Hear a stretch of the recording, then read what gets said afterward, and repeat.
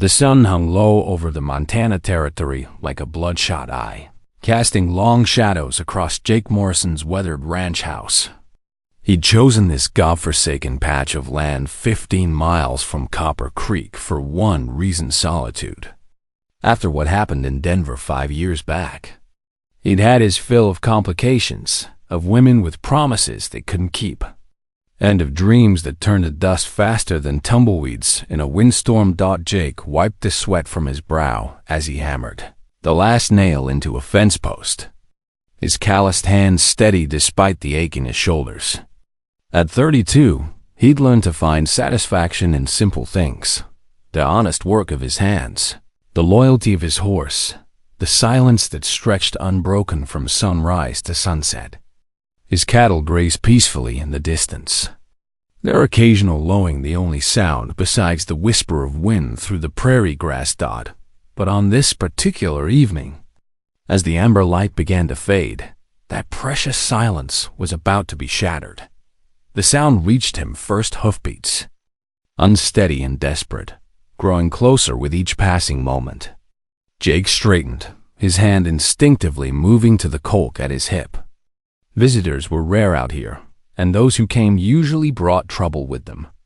He'd learned that lesson the hard way. A horse materialized from the dust cloud on the horizon, a bay mare that looked ready to collapse. The rider swayed dangerously in the saddle, and Jake could see even from a distance that something was terribly wrong. As the horse stumbled to a halt near his porch, the rider, a woman, nearly fell from the saddle. "Ma'am?" Jake called out, approaching cautiously. The woman clutched something against her chest, a bundle wrapped in faded blue cloth that seemed to move with its own restless energy. She looked up at him with eyes that held the kind of desperation Jake had seen only once before in his own reflection the night he'd fled Denver with his wife and heart torn to ribbons. Her dark hair hung in tangled strands around a face that might have been beautiful if not for the exhaustion etched into every line. Her dress, once fine, was torn at the shoulder and caked with trail dust. "Please," she whispered, her voice cracking like dry leather. "I need help." That's when he heard it, a soft cry from the bundle in her arms. A baby's cry. Jake's heart nearly stopped as the implications crashed over him like a cold mountain stream. He'd built this life specifically to avoid complications like this, yet here they were, delivered directly to his doorstep. "It's not my baby," she pleaded, as if reading his thoughts. But something in her eyes told him she was lying. And Jake Morrison had learned to read lies with the skill of a man who'd been fed too many of them. The woman swayed on her feet, and Jake caught her arm before she could fall. "Ma'am, you need to sit down." He guided her to the wooden chair on his porch, noting how she never loosened her grip on the child, despite her obvious exhaustion. "When's the last time you ate?" he asked, though he suspected he already knew the answer. She looked like she'd been riding hard for days, maybe weeks. Her fine-boned features spoke of good breeding, but her current state told a story of desperation and fear. She didn't answer his question, just stared at him with those haunted eyes. In the fading light, Jake caught a glimpse of something metallic around her neck, a chain, mostly hidden beneath her collar. But as she shifted the baby in her arms, a pendant worked loose, catching the last rays of sunlight. A locket. Silver, expensive, engraved with elegant script that made Jake's blood turn to ice water in his veins. His own name stared back at him, Jacob Morrison. Below it, a date from 5 years ago, a date he'd spent the better part of half a decade trying to forget. The woman noticed his stare and quickly tucked the locket back beneath her dress, but it was too late. The damage was done. Jake Morrison, who'd spent 5 years running from his past, had just watched it walk up to his front door carrying a baby that couldn't possibly be his. Could it? As he looked at the child more closely, nestled against the stranger's shoulder, he saw dark hair and skin that glowed golden in the firelight. Beautiful, he had to admit, but beauty didn't answer the questions burning in his chest like a brand. "I can pay," the woman said suddenly, fumbling in her skirts with one hand while balancing the baby with the other. "I have money. I just need—" "Keep your money," Jake interrupted, his voice rougher than intended. "You look half dead. Come inside." She hesitated, weighing trust against desperation. Desperation won, as it usually did out here on the frontier. As she rose to follow him, Jake took one last look at the endless expanse of prairie that had been his sanctuary. Something told him that sanctuary was about to end, whether he wanted it to or not. Inside his simple cabin, the warmth felt like an embrace after the cool evening air. Jake set a pot of coffee to boil while the woman settled the baby on his worn couch. The child was indeed beautiful, with features that seemed somehow familiar, though Jake couldn't quite place why. His hand shook slightly as he reached for the coffee cups, and he cursed himself for the weakness. He'd faced down cattle rustlers and survived blizzards that killed weaker men. Yet one woman with a baby had him rattle like a green kid on his first cattle drive. But then again, this wasn't just any woman, was it? That locket told a story he wasn't sure he was ready to hear. The past had a way of following a man, no matter how far he ran or how deep he buried it. And tonight, Jake Morrison was about to learn that some secrets refused to stay buried, especially when they came wrapped in a baby's blanket and carried by a woman who looked like salvation and damnation, all rolled into one. Outside, the wind picked up, whistling around the eaves of his cabin like a warning of storms to come. Jake poured the coffee and prepared himself to hear a story that would either destroy the peace he built or give him something he'd never dared hope for. Again, a reason to stop running and start living. Part 2. Revelations and Reckonings. "That locket," Jake said without turning around, his voice carefully controlled as he poured the steaming coffee into 2 chipped ceramic cups. "Where did you get it?" The silence stretched so long that Jake began to wonder if the woman had fallen asleep from exhaustion. When he finally faced her, she was staring into the fire he'd built in the stone hearth, her expression unreadable in the dancing light. The baby had settled quietly in her arms, tiny fist curled against its cheek in peaceful slumber. "You know where?" she finally said, her voice barely above a whisper. Jake handed her one of the coffee cups, noting how her fingers trembled as she accepted it. "Because I seem to recall giving that particular piece to someone else entirely. Someone who told me she never wanted to see me again." The woman's composure cracked just slightly, like ice beginning to thaw under spring sun. "Ellen is dead, Jake." The words hit him like a physical blow, driving the air from his lungs and leaving him staring at this stranger who somehow knew his deepest wounds. Elena Whitmore, the banker's daughter from Denver, the woman who'd worn his ring for exactly 3 weeks before deciding that a cowboy's love wasn't worth the scandal it would cause her family. She'd thrown that locket back at him the last night he'd seen her, along with words that had cut deeper than any knife ever could. "When?" His voice came out as barely more than a whisper. 6 months ago. Fever took her. She looked down at the baby, who was sleeping now with the complete trust that only infants possessed. "She made me promise to bring the baby to you. Said you had a right to know." Jake's mind reeled like a Mustang fighting a rope. The timing was wrong all wrong. When he'd left Denver, Elena had been very much alive and very much finished with him. There had been no mention of a child, no hint that their brief engagement had left any lasting consequences. He'd ridden away believing he'd lost everything that mattered, never knowing he might have left something precious behind. "What's your name?" he asked, though part of him dreaded the answer. Sarah Whitmore. Elena was my sister." That explained the resemblance, the refined features beneath the travel-worn exterior, the way she held herself despite her obvious exhaustion. It also explained why she'd risk everything to fulfill a dying sister's promise. Family loyalty ran deep in some bloodlines, deeper than fear or common sense. "The baby," Jake said carefully, as if the wrong words might shatter whatever fragile truth hung between them. "Boy or girl?" "Girl. Her name is Grace." Sarah's voice softened when she spoke the name, like a prayer offered up to the vast Montana sky.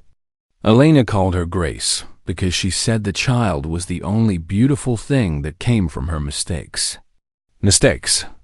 Jake closed his eyes, trying to calculate dates and possibilities with the precision of a man tallying cattle. He and Elena had been intimate exactly once the night before their engagement ended. It had been desperate and passionate and utterly foolish. Two people grasping at something they both knew was already slipping away. Sarah.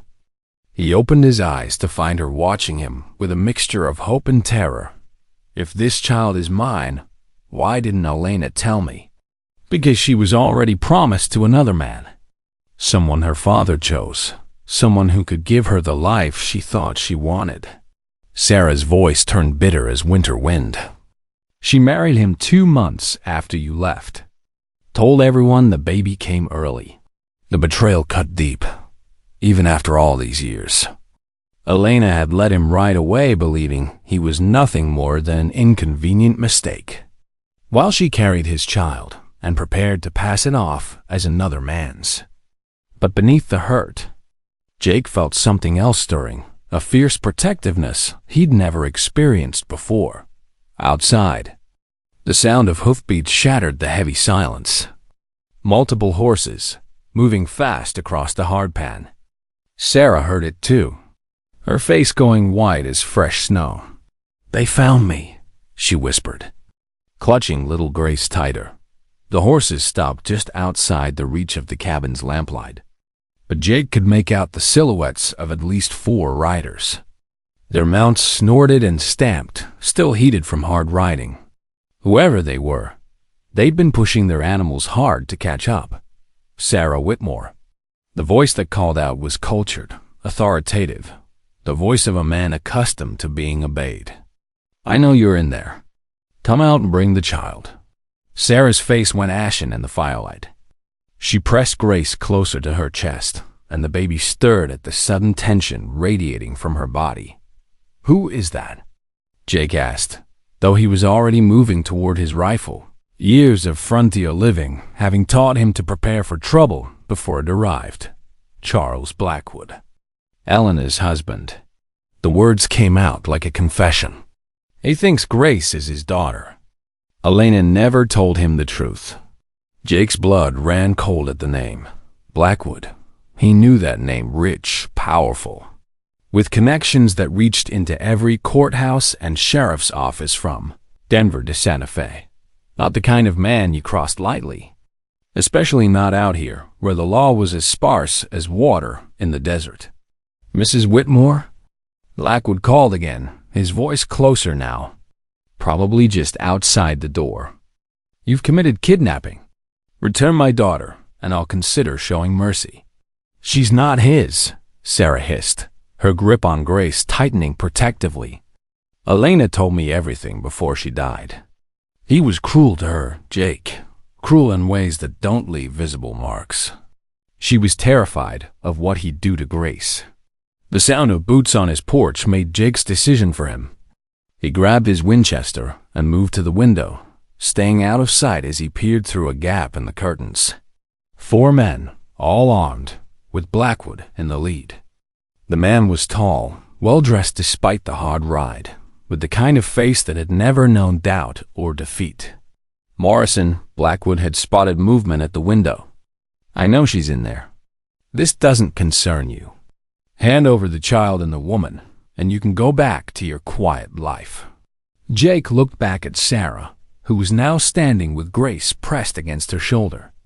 The baby was awake, looking around with curious dark eyes that seemed far too knowing for such a young face. And in that moment, as firelight played across the child's features, Jake's heart nearly stopped. Those weren't Elena's pale blue eyes, or even Sarah's brown ones. They were gray-green, flecked with gold around the edges. Just like his own. "There's a back way out," he said quietly to Sarah. "Through the kitchen. My horse is in the stable." "No." Sarah's voice was firm, despite her fear. "I won't run anymore." "And neither should you." She looked at him meaningfully.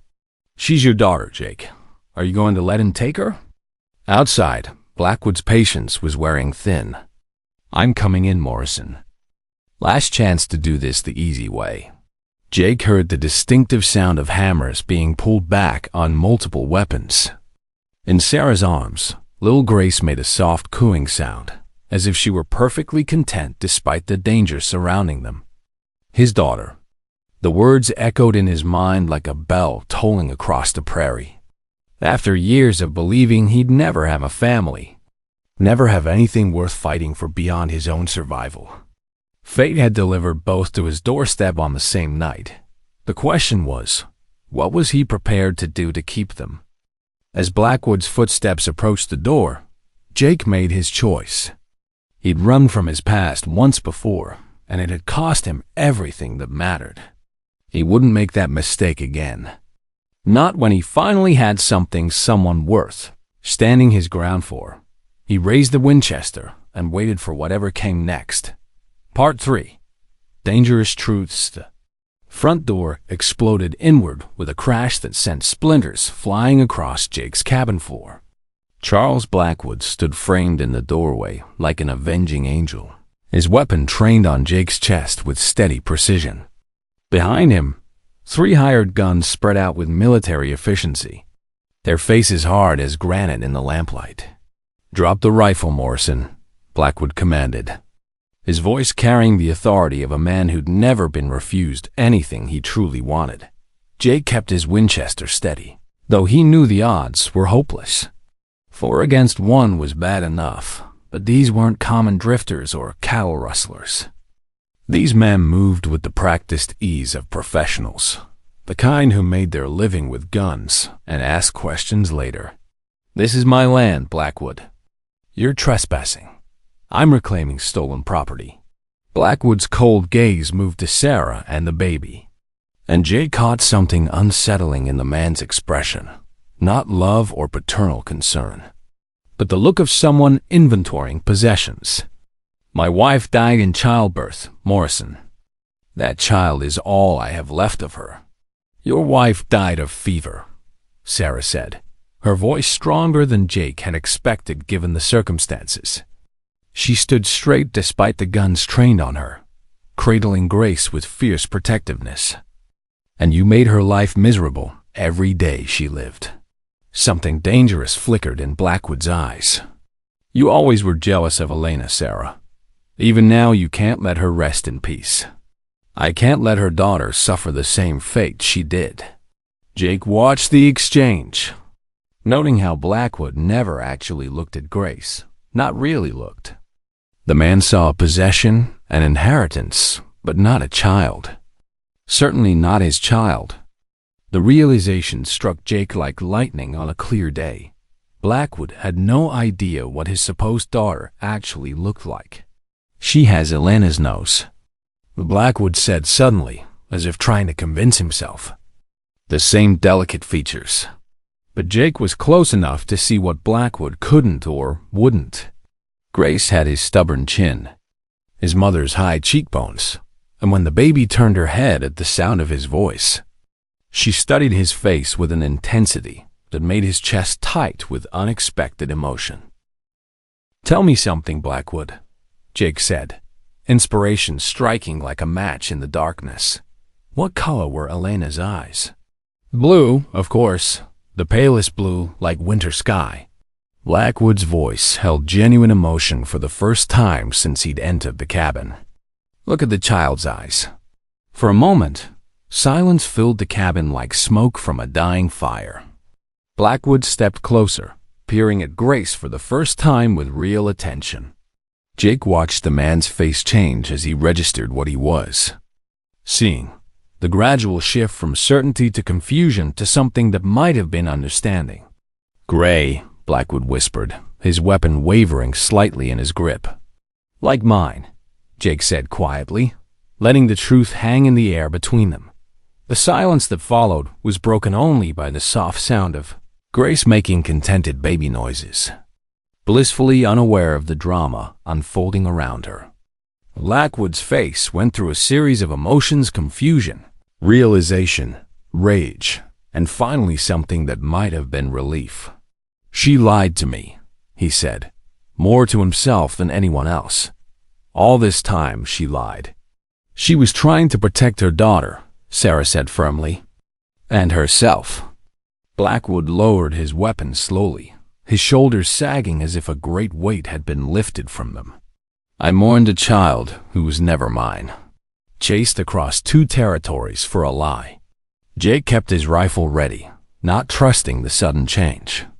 Men like Blackwood didn't give up easily, and wounded pride could be more dangerous than greed or ambition.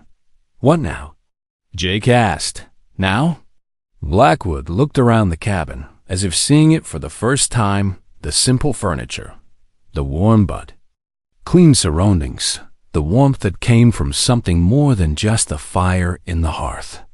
"Now I go home and try to figure out how to rebuild a life that was built on deception." He holstered his gun and nodded to his men, who reluctantly followed suit.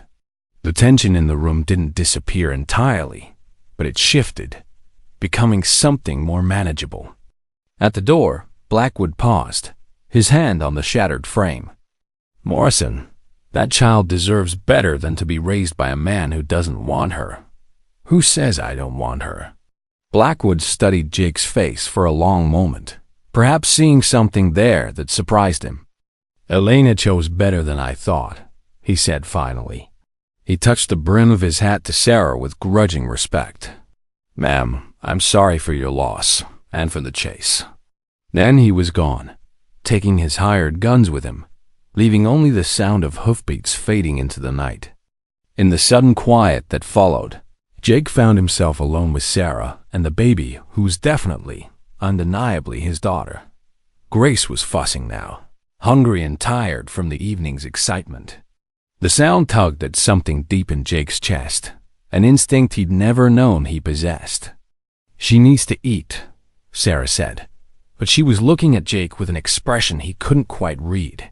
"And we need to talk." Jake set his rifle aside and moved to warm some milk he kept for coffee, his hands steadier now that the immediate danger had passed. As he worked, he was acutely aware of Sarah's presence, of the way she hummed softly to quiet Grace, of how natural she looked holding a child that wasn't technically hers. "You don't have to stay," he said without turning around. "If Grace is mine, I'll take responsibility. But you're free to go wherever you were headed before this." "I wasn't headed anywhere." Sarah's voice was soft but determined. "I've been running since Elena died, trying to figure out how to keep a promise to a sister who spent her whole life making the wrong choices. Truth is, I don't have anywhere else to go." Jake tested the milk temperature on his wrist, the way he'd seen his mother do years ago when he was just a boy helping care for younger siblings. The memory came with a sharp pang of longing for family, for belonging, for the simple complications of people who mattered to each other. "This is a hard life out here," he said. "Lonely, no place for a lady. I stopped being a lady the day I stole a baby from her legal guardian and ran," Sarah replied, and there was something like humor in her voice despite everything they'd been through. "Besides, what makes you think you'd be raising her alone?" He turned to find her watching him with eyes that held none of the desperation he'd seen earlier.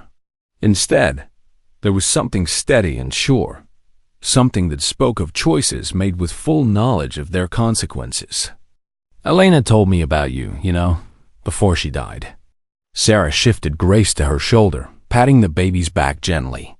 "She said you were the only man she'd ever met who looked at her like she was worth something beyond her father's money.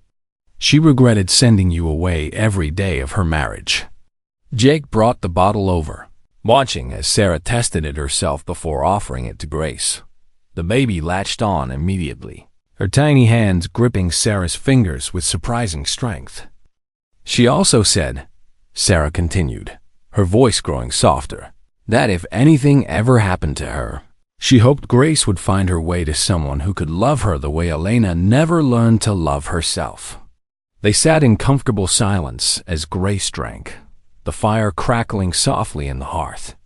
Jake found himself studying both of them, the woman who'd risked everything to keep a promise, and the child who'd somehow brought purpose to his empty life in the span of a single evening. Outside, the Montana night had settled into peaceful quiet, broken only by the distant call of a coyote and the gentle sound of Grace finishing her bottle. The danger had passed, but Jake sensed that his real journey was just beginning. Everything he thought he knew about his life, his future, his capacity for love and family, all of it had changed the moment Sarah Whitmore walked through his door. Now came the harder question. What were they going to do about it? Part 4. Building something new. Dawn broke over the Montana territory with the kind of clear, golden light that made a man believe in new beginnings. Jake had been awake for hours, watching the sunrise paint the sky in shades of amber and rose while Grace slept peacefully in a makeshift cradle he'd fashioned from a wooden crate and soft blankets. Sarah dozed fitfully in his chair by the dying fire, exhaustion finally claiming her after the trials of the previous night. Not as quiet as he tried to be. The soft clink of the coffee pot woke her. She stretched like a cat in the morning sun streaming through his windows, and Jake found himself struck by how different she looked in daylight, younger somehow, with the haunted desperation replaced by something that might have been hope. "How long did I sleep?" she asked, automatically checking on Grace. "Few hours. Long enough." Jake poured coffee into 2 cups, adding a precious spoonful of sugar to hers. "You needed it." Sarah accepted the cup gratefully, inhaling the rich aroma before taking her first sip. "I can't remember the last time I slept without one eye open, listening for hoofbeats. That's done now. Blackwood won't be back. You sound certain."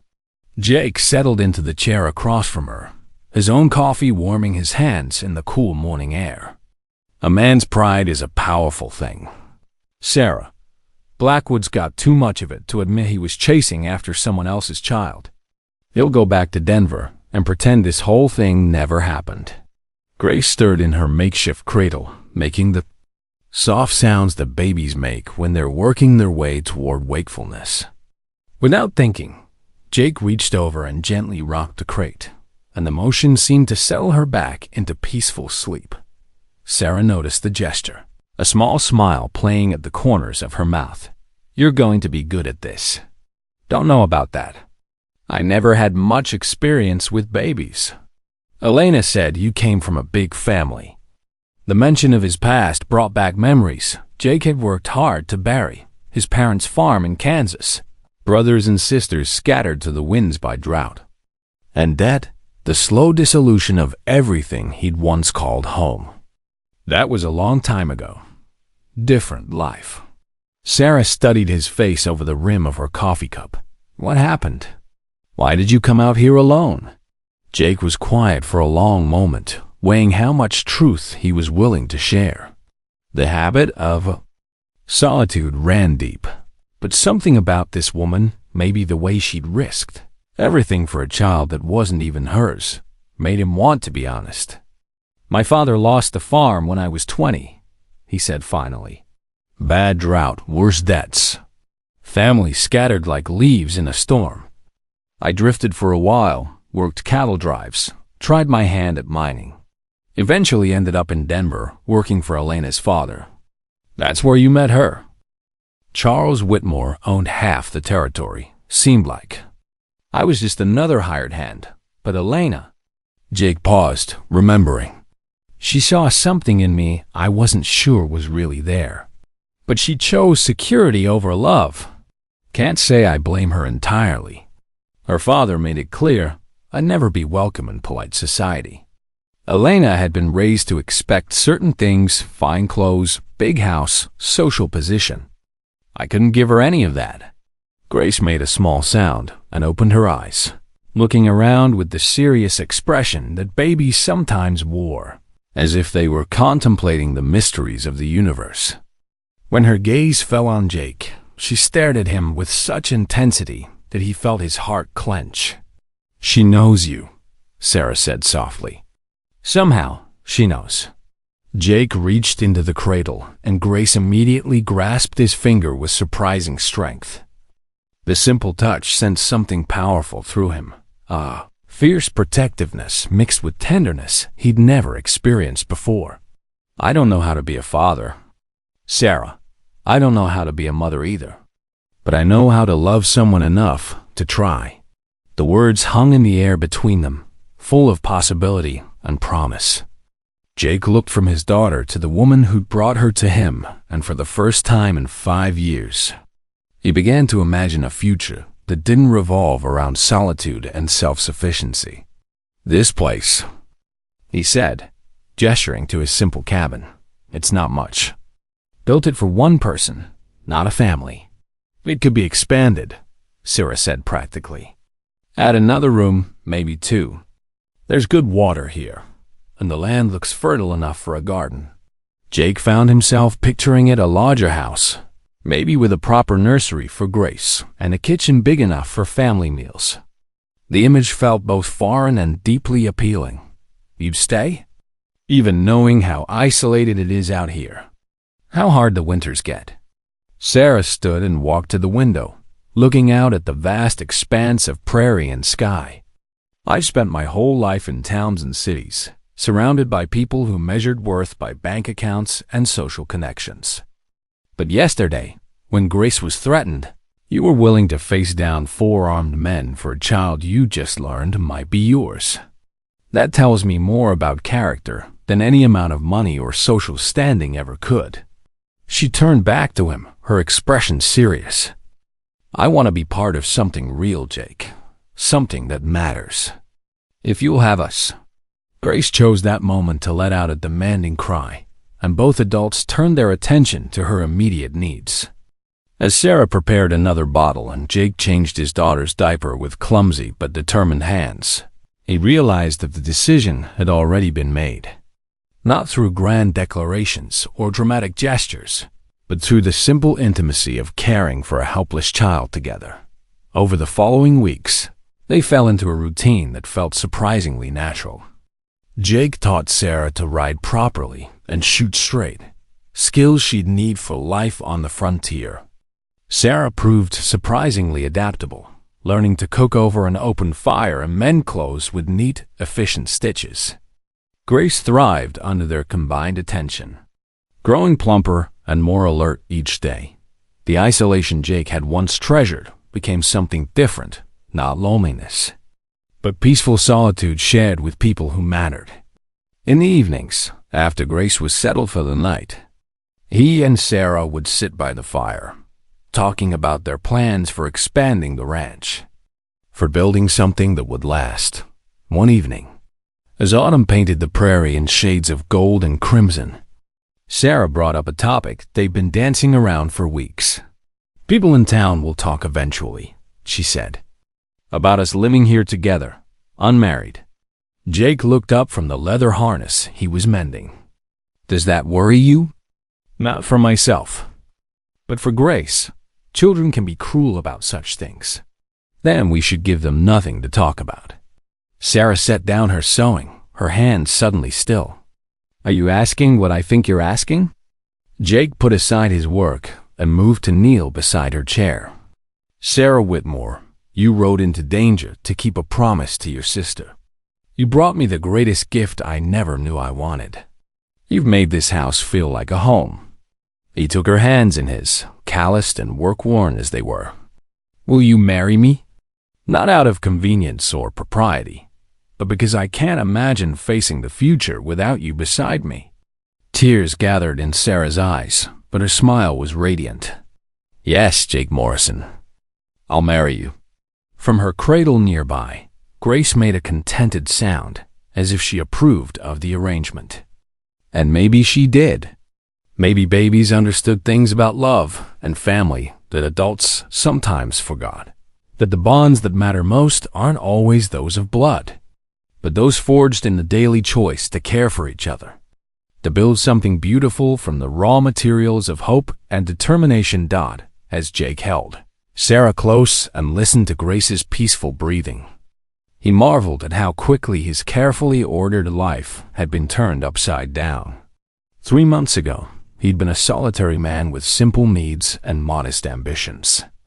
Now he was a father and soon-to-be husband, with responsibilities and dreams he'd never dared to imagine. The change should have terrified him. Instead, it felt like coming home. Part 5.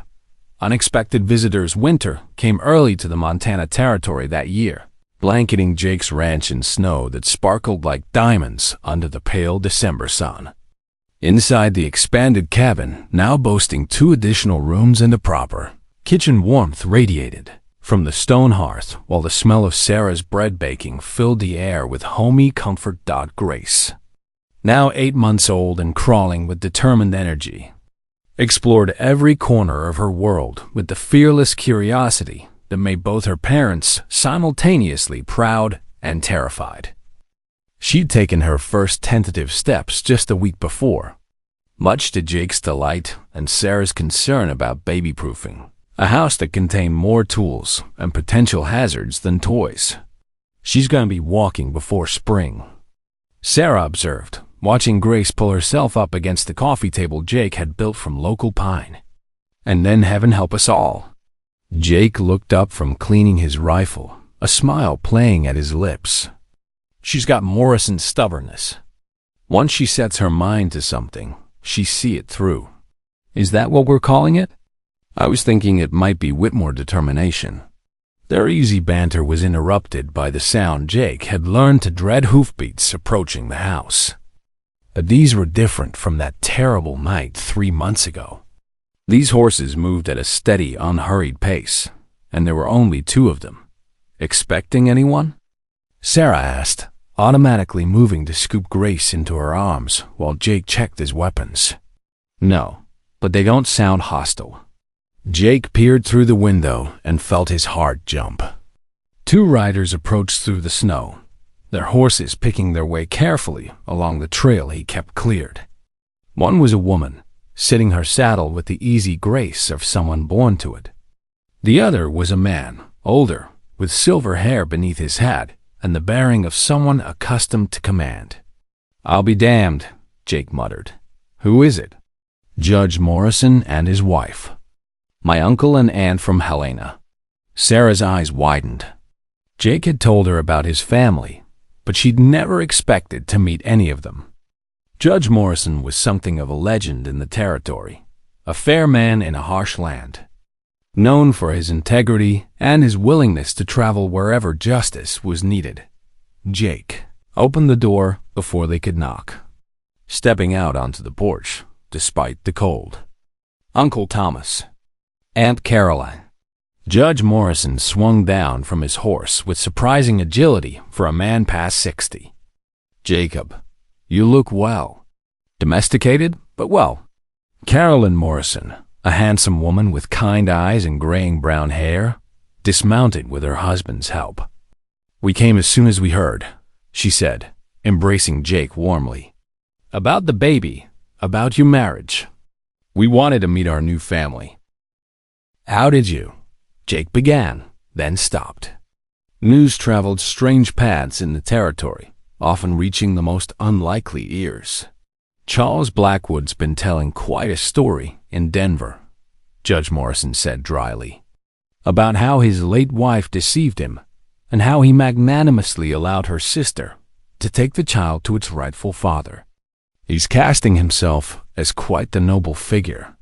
Sarah appeared in the doorway, Grace on her hip, and Jake saw his aunt's face light up at the sight of them. "You must be Sarah, and this little beauty must be Grace." "Ma'am," Sarah said, suddenly formal. "Please, come in where it's warm." Inside, Carolyn Morrison went straight to Grace, who regarded her with the serious consideration she gave all strangers before deciding whether they were friend or foe. After a moment, Grace reached out to touch Caroline's face, apparently finding her acceptable. "She's beautiful, Jacob," Caroline said, tears gathering in her eyes. "She has your mother's chin." "And his stubborn streak," Sarah added. Earning a laugh from both older adults, Judge Morrison accepted the coffee Sarah offered, settling into Jake's chair by the fire. I have to admit, Jacob, when we heard the story, we weren't sure what to believe.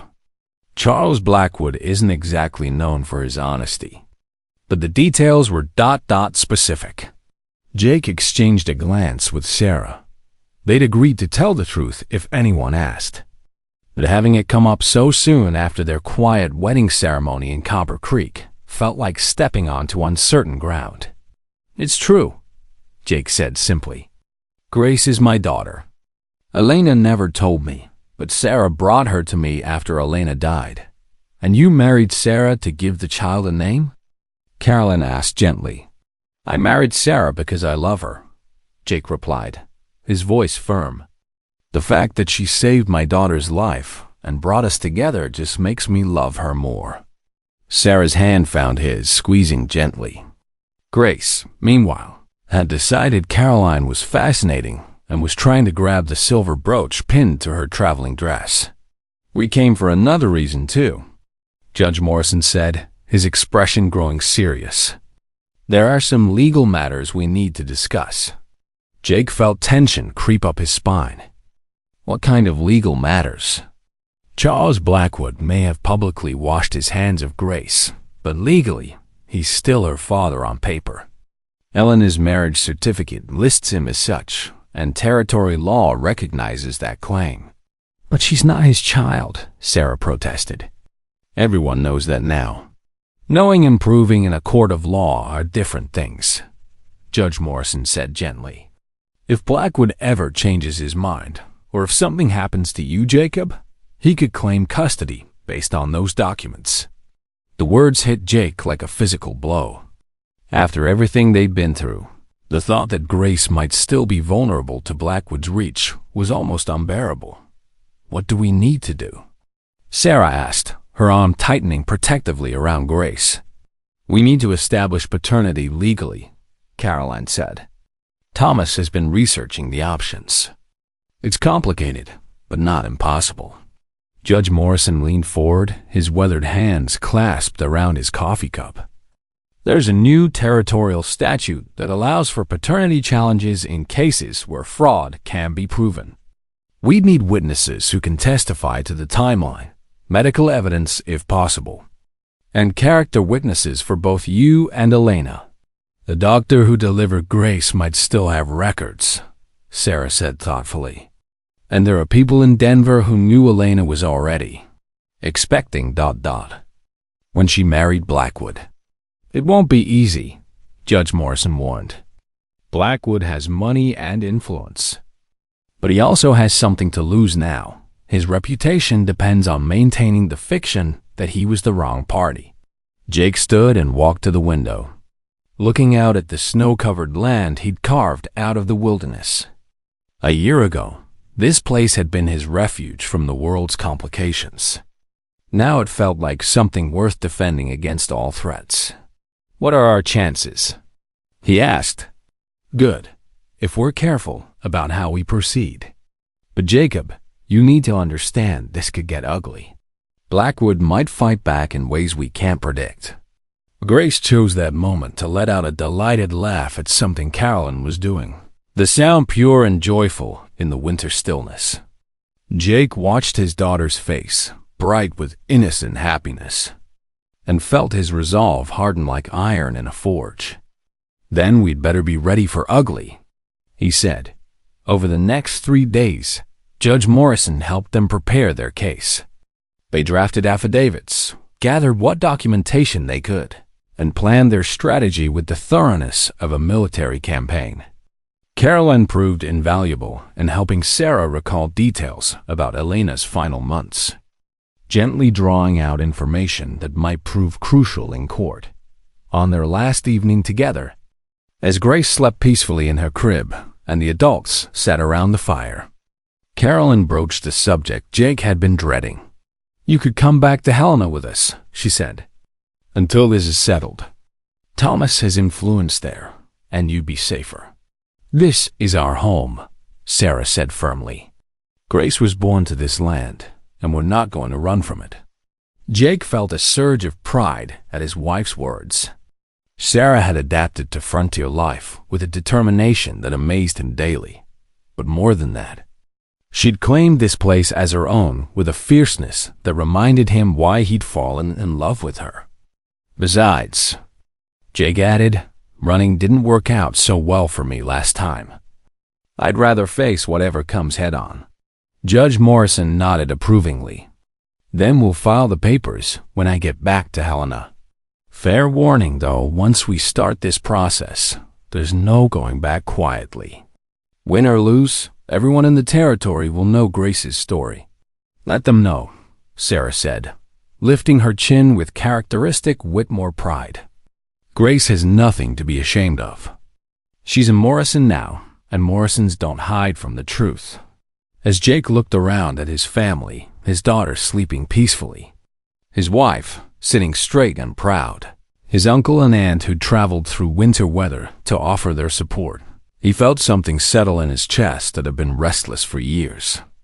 This was what he'd been searching for without knowing it. Not just love, but belonging. Not just a house, but a home worth fighting for. The legal battle ahead would test everything they'd built together. But Jake Morrison was no longer the solitary man who'd fled Denver 5 years ago. He had a family now, and something to protect beyond his own skin. Whatever Charles Blackwood threw at them, they'd face it together. Outside, the wind howled through the pines, but inside the cabin, warmth and love held winter at bay. And in her crib, Grace Morrison slept the peaceful sleep of a child who was exactly where she belonged. Surrounded by people who would move mountains to keep her safe. Part 6. The gathering storm spring arrived late that year, with patches of snow still clinging to the shadow places when Judge Morrison's letter finally came. Jake read it twice before handing it to Sarah, watching her face grow pale as she absorbed the contents. He's fighting it, she said, her voice tight with controlled anger. Blackwood is fighting the paternity challenge. Jake had expected as much, but it still felt like a punch to the gut.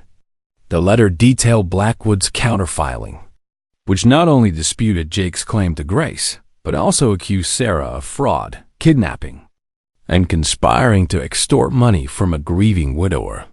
The lies he's telling, Sarah continued, her hand shaking slightly as she held the paper.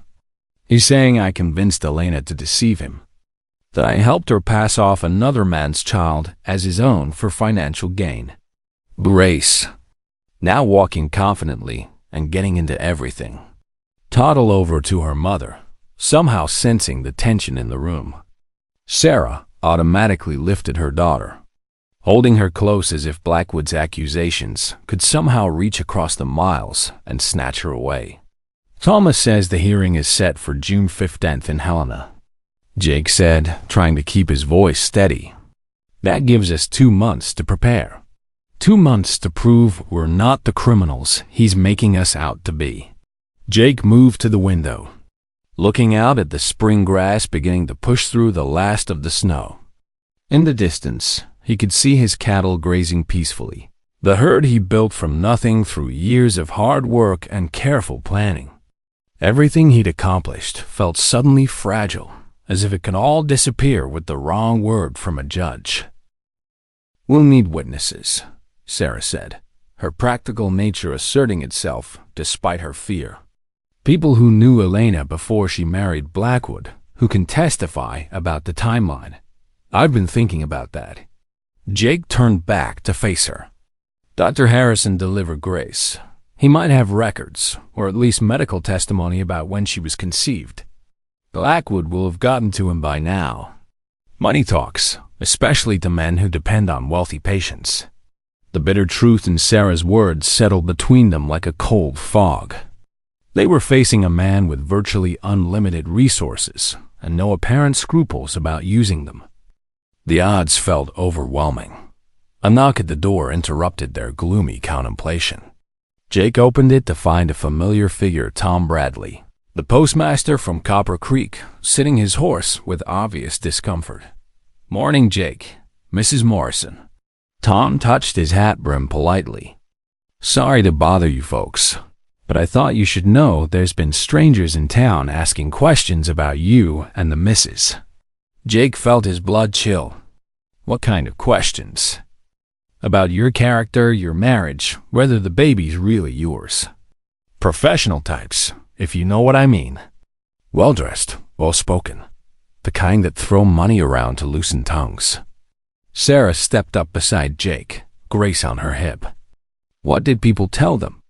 Tom's weathered face creased into something that might have been a smile. Well now, that's the interesting part.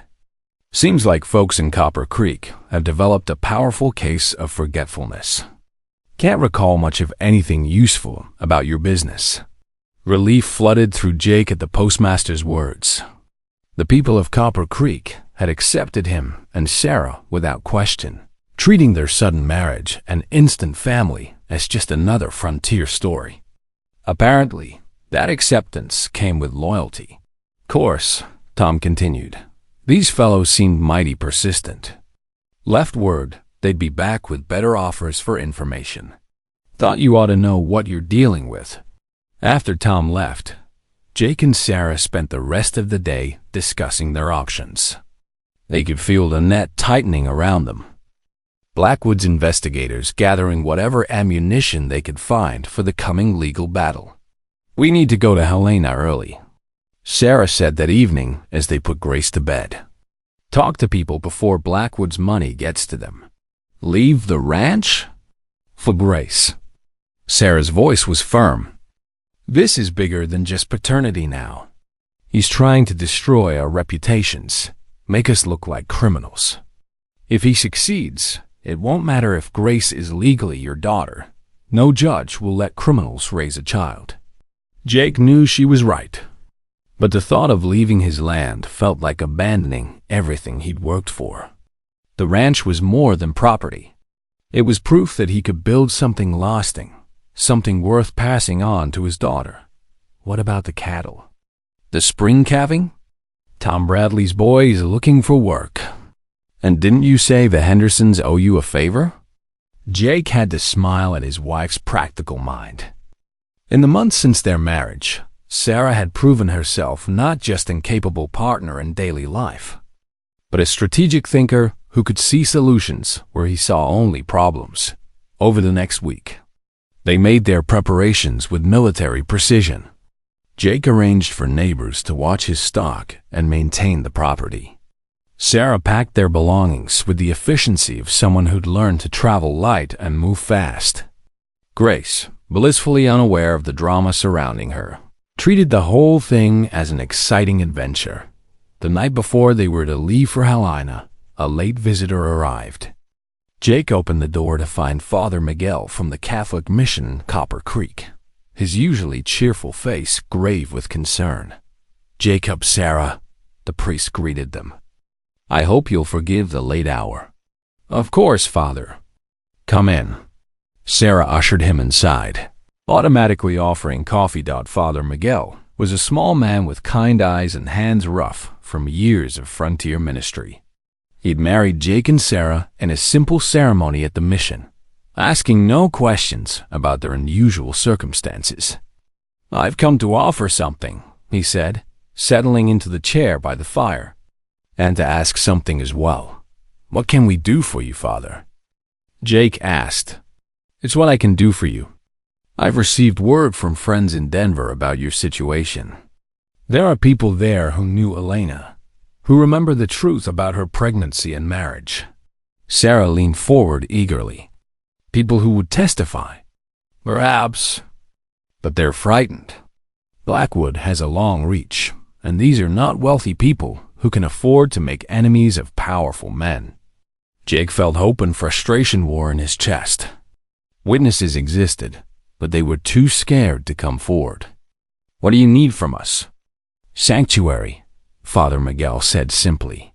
Some of these people might be willing to tell the truth if they had somewhere safe to go afterward.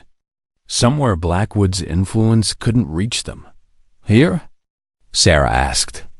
Your ranch is isolated, defensible, and you have something these people need, a reason to fight back against injustice. Jake looked at his wife, seeing his own thoughts reflected in her eyes. They were already taking enormous risks by challenging Blackwood. Adding more potential targets to their home would increase the danger exponentially, but it would also give Grace the best chance at a future free from the shadow of Charles. Blackwood's lies. How many people are we talking about? Jake asked. 3, maybe 4.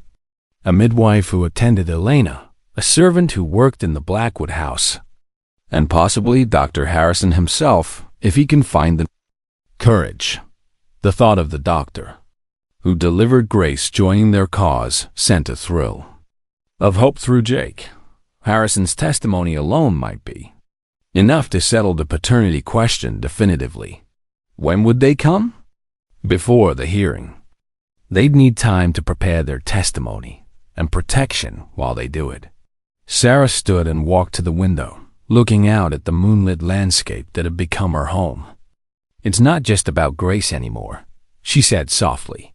It's about whether truth matters more than money in this territory. Jake joined her at the window, slipping his arm around her waist. In the distance, a coyote called across the prairie, its voice wild and free. This land had given him everything that mattered: his family, his purpose, his chance at a future worth living. Now it might give him the chance to fight for justice itself.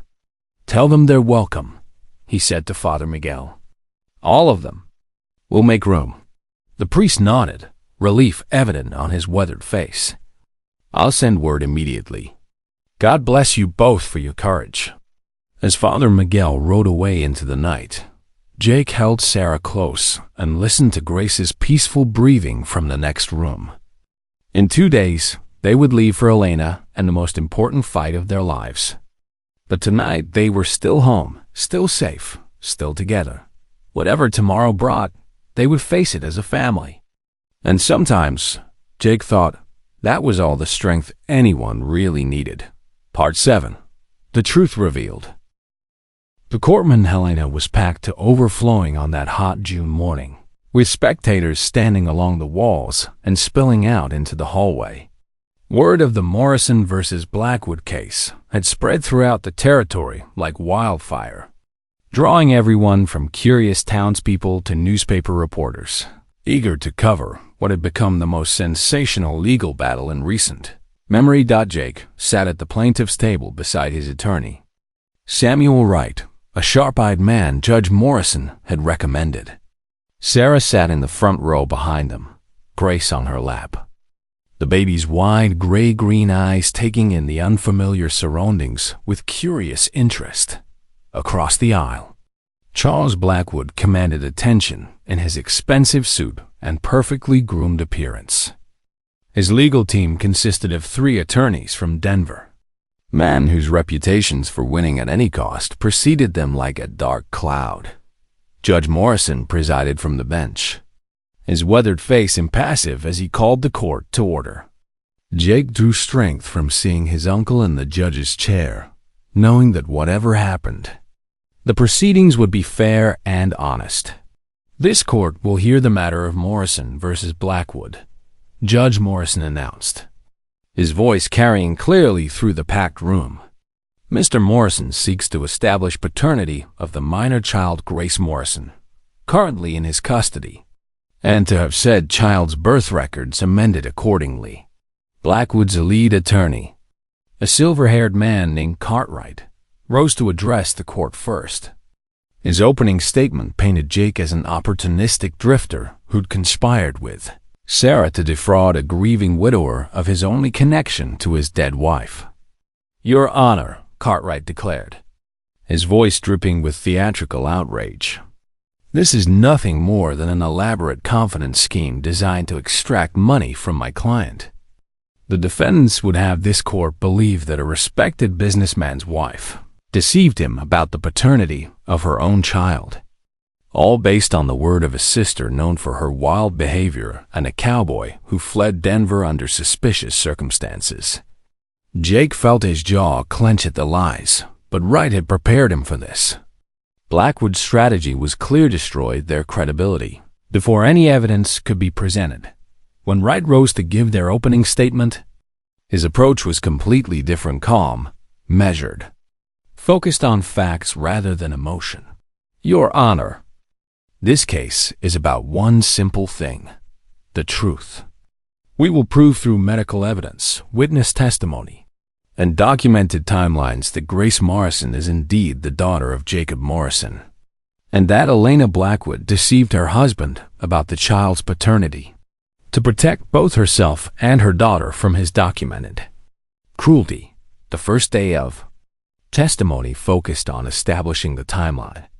Wright called Tom Bradley, who testified about seeing Jake in Copper Creek on specific dates. Father Miguel spoke about the couple's marriage and the circumstances that brought them together. Each witness faced aggressive cross-examination from Cartwright, but their stories remained consistent. On the second day, the stakes rose dramatically when Dr. Harrison took the stand. The elderly physician looked haggard and nervous, his hands shaking slightly as he was sworn in. Jake held his breath, knowing everything could depend on this man's courage. Dr. Harrison, Wright began gently, did you attend Elena Blackwood during her pregnancy and delivery? I did. In your professional opinion, based on the child's development at birth, when was Grace conceived? Harrison's voice was barely audible. Based on the infant's size and development, conception would have occurred in late February or early March of that year. And when did Mrs. Blackwood marry Charles Blackwood? May 15th. A murmur ran through the courtroom as people did the math in their heads. Cartwright objected vigorously, claiming the timeline was speculation. But the damage was done. Under cross-examination, Cartwright tried to destroy Harrison's credibility, suggesting he was being paid by the Morrisons to lie. But the doctor stood firm, his medical opinion backed by detailed notes he'd brought from Elena's file. Dr. Harrison, Cartwright pressed, isn't it true that my client has been a generous patron of your practice? Mr. Blackwood has been a patient, yes. And didn't he promise you a substantial donation to the new hospital if you supported his claim to the child? Harrison's voice grew stronger. He did. And I told him I wouldn't perjure myself for any amount of money. The courtroom erupted in whispers before Judge Morrison gavelled for order. The third day brought Sarah to the stand. Jake watched nervously as she placed her hand on the Bible. Knowing that her testimony could make or break their case, Wright guided her through Elena's final days, letting Sarah tell the story in her own words. She spoke of her sister's fear of Blackwood, of the deathbed confession about Grace's true paternity, of the promise that had brought her to Jake's door. Mrs. Morrison, Wright said, why didn't your sister tell Mr. Morrison about the pregnancy? She was terrified, Sarah replied, her voice carrying clearly through the silent courtroom. Charles had already proven himself capable of violence when angry. Elena believed that if he discovered the truth, he might harm both her and the baby. Cartwright's cross-examination was brutal, but Sarah refused to be intimidated. When he suggested she'd invented the deathbed confession to steal a wealthy man's child, her response cut through the courtroom like a blade. Sir, if I wanted to steal from a wealthy man, I would hardly have ridden across 2 territories to give his supposed child to a poor cowboy. I could have kept Grace and claimed my sister's inheritance for myself. On the 4th day, Jake finally took the stand. Wright led him through his relationship with Elena, their brief engagement, and the night that had changed everything. Mr. Morrison, Wright said, in your own words, tell the court about your relationship with Elena Whitmore. Jake looked out at the packed courtroom, seeing skeptical faces and curious eyes all focused on him. But when his gaze found Sarah and Grace in the front row, he found his courage. I loved her, he said simply, maybe not wisely, but completely. When she ended our engagement, I thought it was because I wasn't good enough for her world. I never imagined she might be carrying my child. Cartwright tried to paint Jake as a fortune hunter, a man who'd seduced a banker's daughter for financial gain. But Wright had prepared Jake well for the attacks.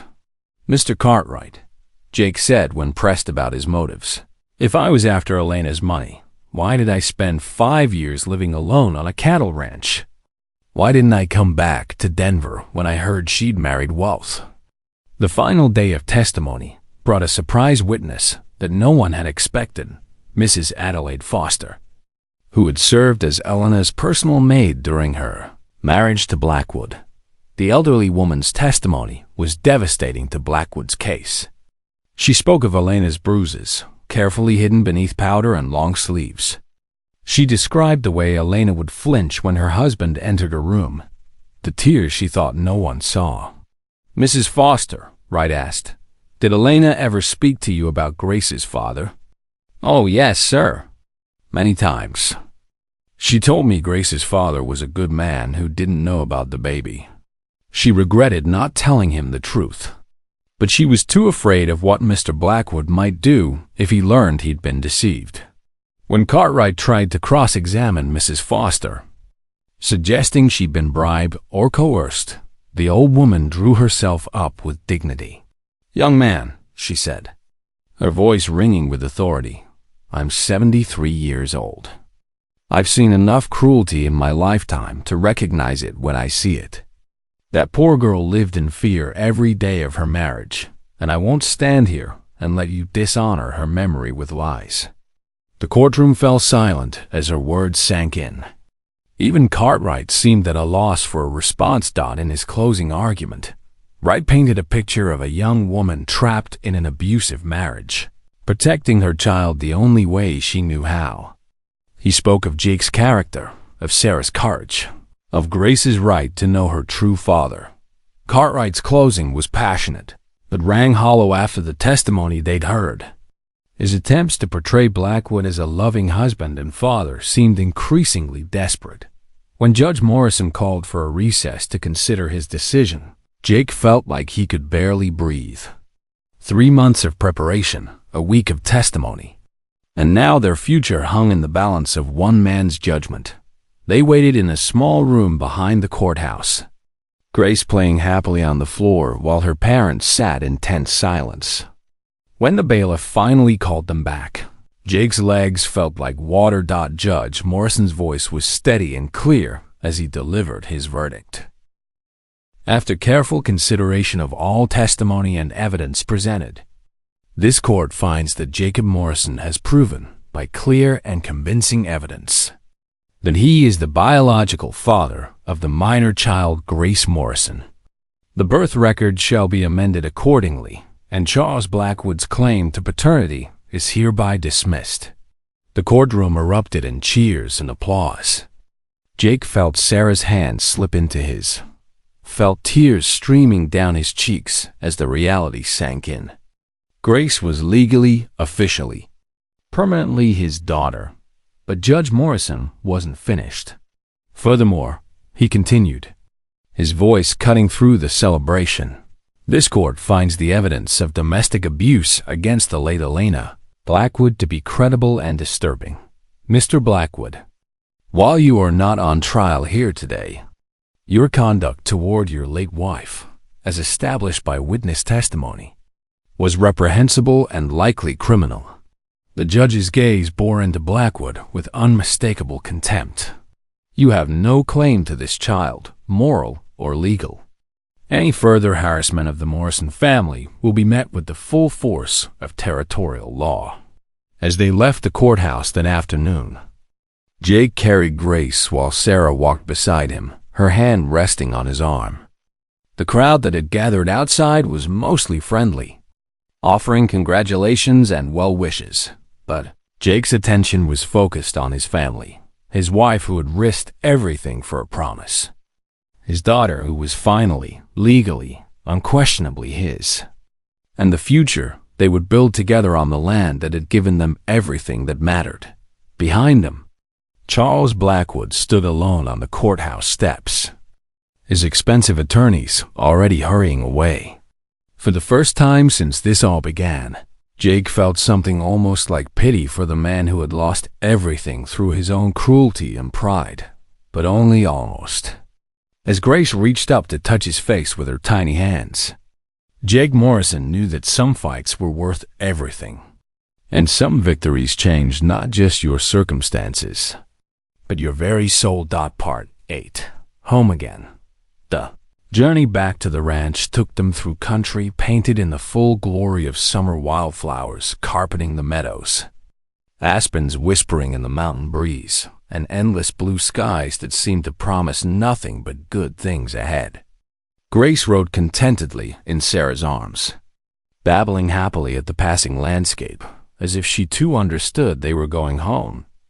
Jake had worried that the ranch might feel different after everything they'd been through, that the simple life he'd built might seem small compared to the wider world they glimpsed in Helena. But as they crested the final hill and saw his buildings nestled in the valley below, his cattle grazing peacefully in the afternoon sun, he felt his heart swell with a contentment deeper than any he'd ever known.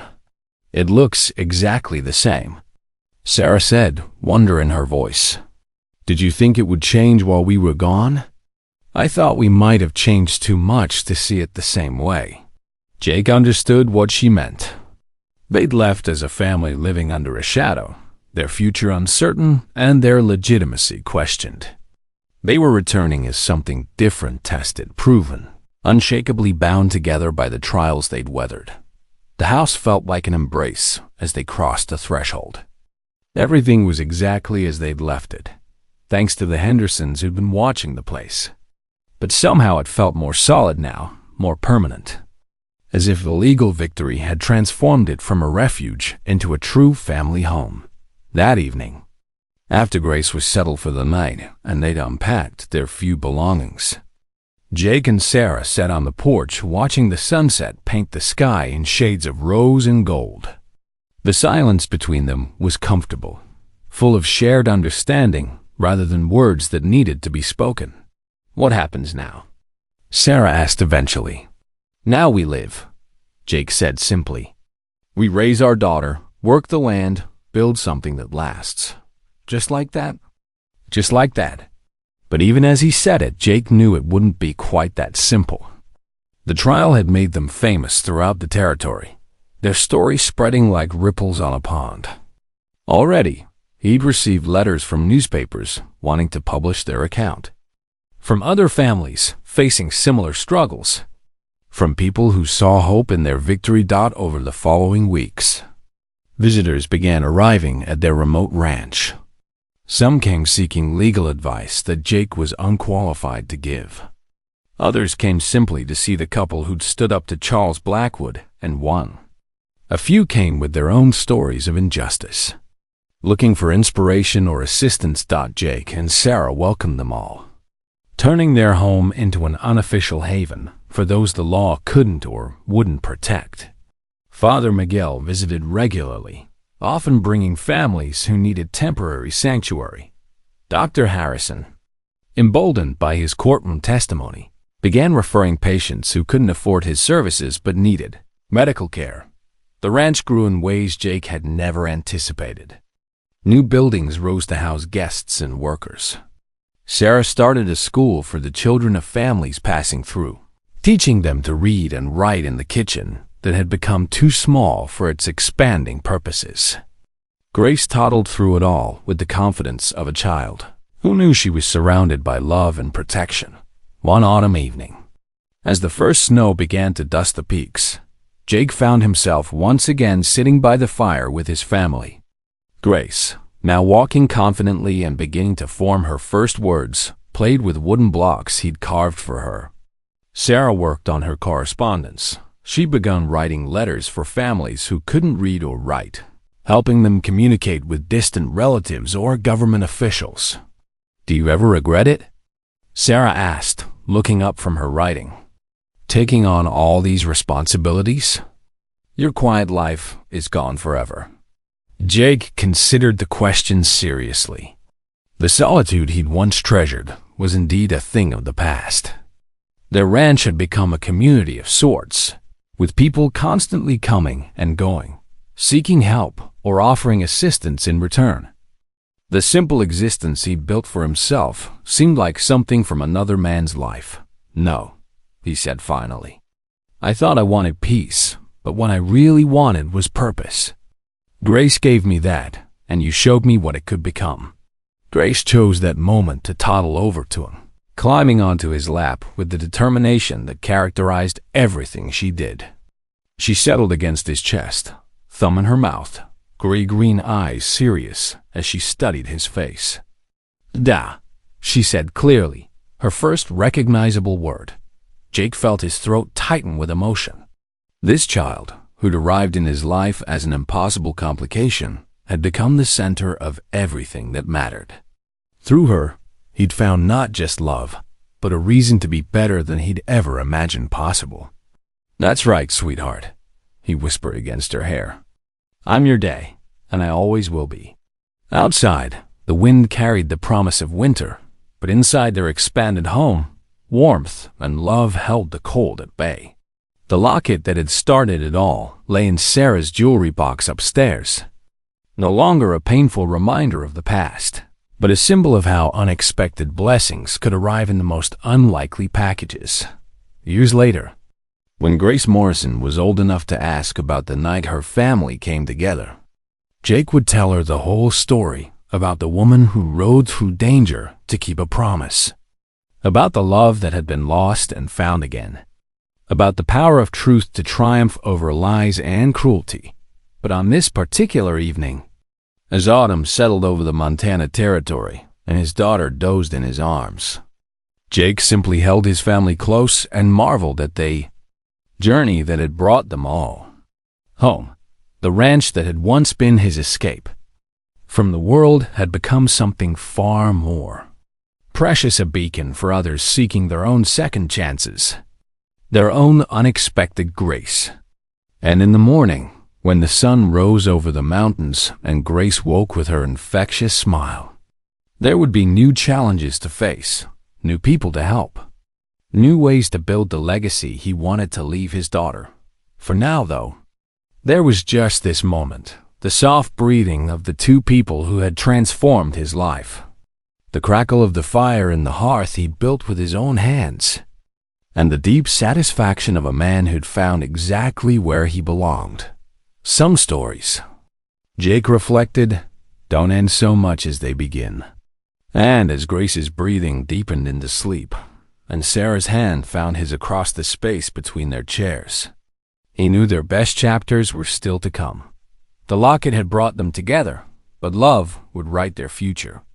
And that future stretched ahead of them like the endless Montana sky, vast, beautiful, and full of infinite possibilities.